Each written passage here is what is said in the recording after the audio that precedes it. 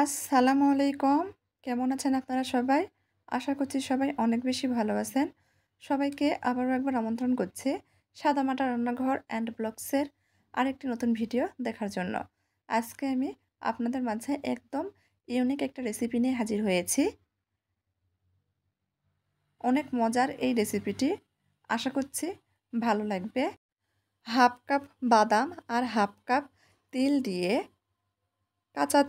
কাঁচা বাদাম দিয়ে ভেজে নতুন স্বাদের নাড়ু তৈরি করে দেখাবো। খেতে কিন্তু ভীষণ মজার। মাত্র 3 থেকে 4টি উপকরণেই তৈরি করে নিতে পারবেন। তো চলেন দেখি কথা না বাড়িয়ে পুরো প্রস্তুত প্রণালী আপনাদের মাঝে শেয়ার করি।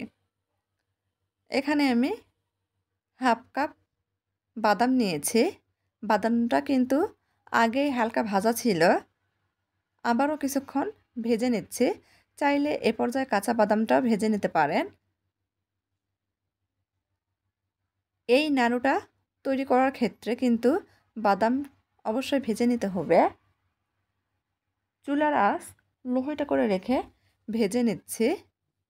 বাদাম কিন্তু খুব সহজেই পুড়ে যায়, অবশ্যই লোহিটা করে রেখে ভেজে নিতে হবে।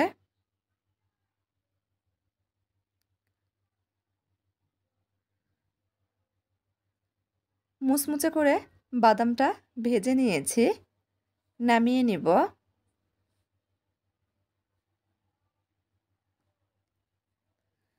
ওই একই ফ্রাই প্যানে আমি হাফ কাপ মতো তিল দিয়ে দিচ্ছি। তিলটাও আমি চুলার আঁচ লোহিটা করে রেখে মুচমুচে করে ভেজে নেব। এতে করে গুঁড়া করার সময় খুব সুবিধা হবে।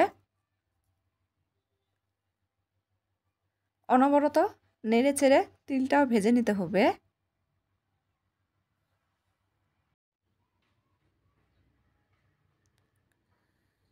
আর ভিডিওর সময় অনেক নয়েজ আসতে পারে, সবাই একটু মানিয়ে নিয়ে ভিডিওটা দেখে দিবেন।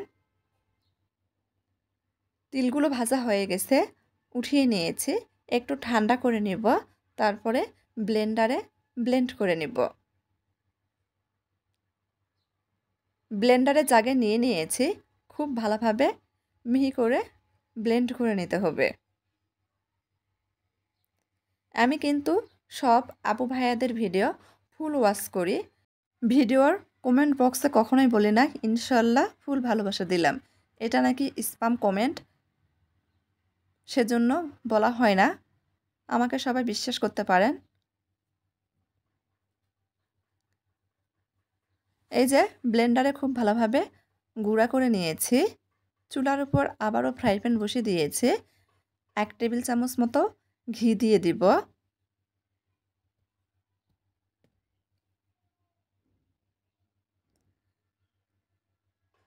ঘিটা গরম হয়ে গেছে, এর মধ্যে আমি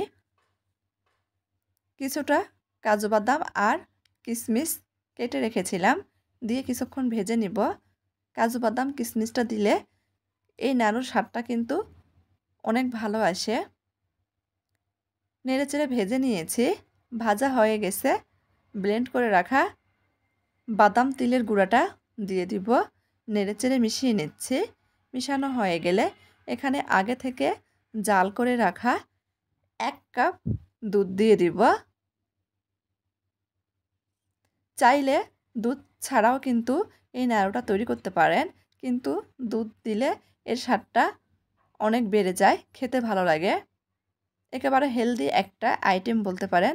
বাচ্চারা তো পছন্দ করবেই, বাচ্চাদের পাশাপাশি বড়দেরও অনেক পছন্দ হবে। কিছুক্ষণ জাল করে নিয়েছি, একটু ঘন হয়ে আসলে এখানে আমি হাফ কাপ মতো খেজুর গুড় দিয়ে দিব। খেজুর গুড়ের পরিবর্তে এখানে আখের গুড় বা চিনিও দেওয়া যাবে, তবে খেজুর গুড় দিলে এই নাড়ুর স্বাদ কিন্তু অনেক বেড়ে যাবে।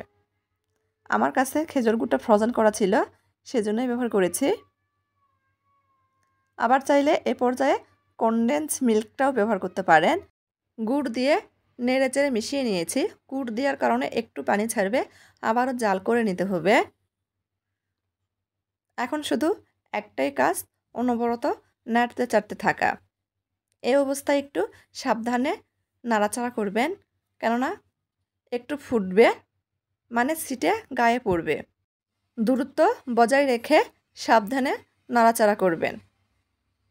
দেখেন আস্তে আস্তে কিন্তু অনেকটাই ঘন হয়ে আসছে, তবে কোনো অবস্থাতেই কিন্তু নাড়াচাড়া বন্ধ করা যাবে না। আরও নেড়েচেড়ে শুকিয়ে নিতে হবে। যে দুধ দিয়েছিলাম আর গুড় থেকে যে পানি ছেড়েছে সেটা একবার শুকিয়ে নিতে হবে, তা না হলে কিন্তু নাড়ুর শেপ দেওয়া যাবে না বা লাড্ডুর শেপ দেওয়া যাবে না। কিছুক্ষণ জাল করলে দেখা যাবে এটা আঠালো হয়ে আসছে, খুন্তির সঙ্গে লেগে যাচ্ছে। ঠিক এই পর্যায়ে এসে এখানে আরও হাফ চামচ মতো ঘি দিয়ে দিতে হবে। এই সময় ঘিটা ব্যবহার করলে খুব সুন্দর ফ্লেভার পাওয়া যায়, খেতেও কিন্তু ভীষণ ভালো লাগে। ঘি দিয়ে আর মিনিট খানেক জাল করেই চুলাটা বন্ধ করে দিব। ঘি দেওয়ার কারণে খুব সহজেই প্যান থেকে ছেড়ে দিবে, ঘিটাও ছেড়ে দিবে।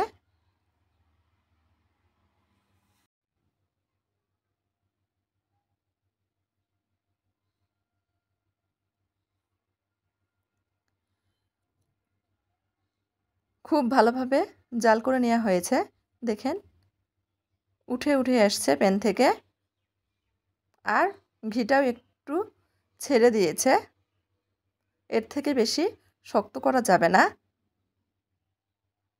চুলাটা বন্ধ করে দিয়েছি, একটু ঠান্ডা করে নিব।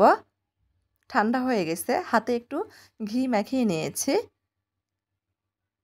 তবে খুব বেশি ঠান্ডা করা যাবে না। হালকা ঠান্ডা হয়ে গেলেই নাড়ুর শেপ বা লাড্ডুর শেপ দিয়ে দিতে হবে। হাতে অল্প একটু বাদাম তেলের মিশ্রণটা নিয়েছি, প্রথমে হাত দিয়ে চেপে গোল করে নিচ্ছি, তারপর দু হাতে তালুর সাহায্যে ঘুরিয়ে নাড়ুর শেপ দিয়ে নিচ্ছি। এই নাড়ুটা গরম অবস্থায় করতে হবে। আপনাদের কাছে অনুরোধ থাকবে বাসায় একবার আজকের রেসিপিটি দেখে তৈরি করে দেখতে পারেন। ইনশাল্লাহ পরিবারের সবাই অনেক পছন্দ করবে, অনেক ভালো লাগবে। আমি সবগুলো তৈরি করে নিয়েছি। চাইলে এভাবেই কিন্তু এই নাড়ুটা খাওয়া যায়, তবে এর স্বাদ বাড়ানোর জন্য আমি নাড়ুগুলো গুঁড়া দুধের মধ্যে গড়িয়ে নেব।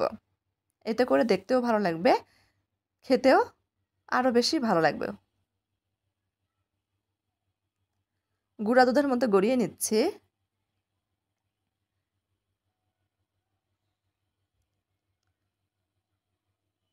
তারপরে আপনাদের সঙ্গে পরিবেশন করে দেখিয়ে দিচ্ছি।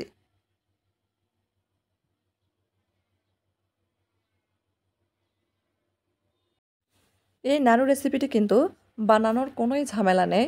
হাতে 10 মিনিট সময় থাকলেই খুব সহজে বানিয়ে নেওয়া যায়। আপনি চাইলে একটু বেশি পরিমাণে তৈরি করে ফ্রিজে স্টোর করে রাখতে পারেন, বাহিরেও এটা 1 সপ্তাহ মতো ভালো থাকবে। পরিবেশন করে নিয়েছি। নাড়ুগুলো দেখতে যতটা সুন্দর, খেতেও তার থেকে বেশি মজার। আমার আজকের এই সহজ তিল নাড়ুর লাড্ডু বা নাড়ু রেসিপিটি ভালো লাগলে সবাই চ্যানেলটিকে সাপোর্ট করে পাশেই থাকবেন। সবাই ভালো থাকবেন। আল্লাহ হাফেজ।